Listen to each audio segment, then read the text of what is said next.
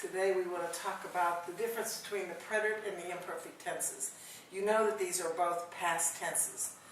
You need to know how to conjugate all verbs in the preterite, all verbs in the imperfect tense. Well, what we're going to look at now is just the use of these two tenses in the past. I've listed them here on the board. The preterite tense is used for a completed past action. We studied. They went to Europe. She washed the car. One time, over and done with. Or a series of completed past actions. We got up at 6, ate breakfast, went shopping.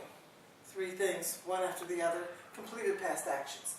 The beginning or the end of an action would be the preterite tense because you're picking out that one moment in time. If you say, for example, we started to watch TV at 7. Started, that's the beginning of the action, it's that one moment. Or they finished the test at 10 o'clock. Finished, that one moment when it actually stopped. The interruption of a background action, if you say, we were reading when they arrived. We were reading is the background action. We arrived at that one moment that intersects. That's going to be the interrupting action. That's going to be preterite tense. Or the change in a state of being. I'll talk about that in a minute. Imperfect actually has a broader scope, I think. More uses, perhaps. First of all, it's a repeated past. So if you say, I used to get up at 5 o'clock every morning. I used to get up.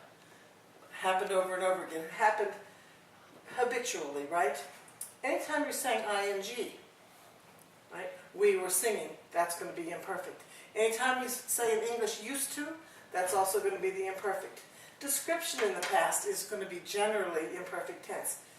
It was a beautiful day. The sun was shining. The birds were singing. Imperfect. Background action.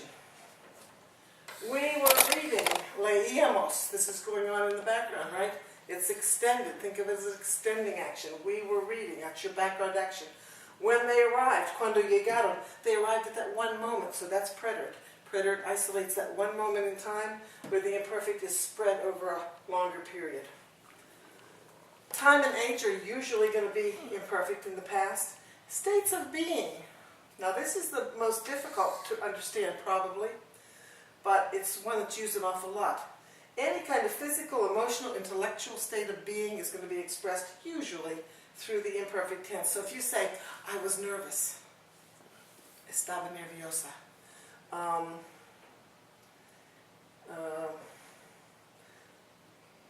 They were afraid. I doubted.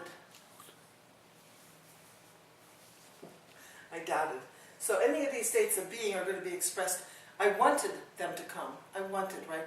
So a lot of those verbs that you might recognize as triggers for the subjunctive later on are going to be states of being. So if you have a state of being, that's going to be imperfect. But if you have a change in the state of being, that's going to be preterite. So if you say, I was afraid, state of being, perfect.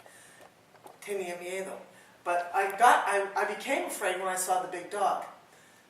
Okay? En ese momento tuve miedo. That's not right. Son of a gun, turn it off.